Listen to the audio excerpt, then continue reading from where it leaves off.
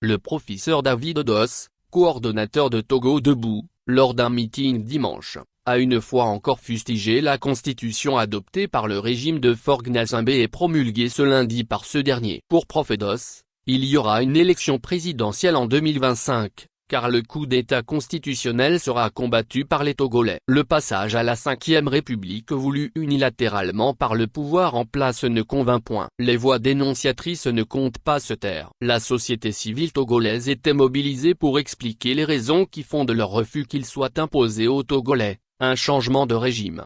Les organisations de la société civile togolaise lors d'un meeting le dimanche ont réaffirmé leur désapprobation face à la nouvelle constitution. Un grand meeting d'information, de sensibilisation et de protestation a eu lieu à Bekodjandji, l'un des rares rassemblements depuis ces dernières années en raison des interdictions du régime en place. Pour le professeur David Odos, la constitution de 92 est violée en ne consultant pas les Togolais. Nous le réaffirmons. Il s'agit d'un coup d'État constitutionnel, a-t-il déclaré. Le Togo a besoin de l'alternance. Il est donc temps pour les Togolais d'essuyer nos larmes, levons le front et affronter l'avenir, a appelé le premier respect du mouvement Togo Debout.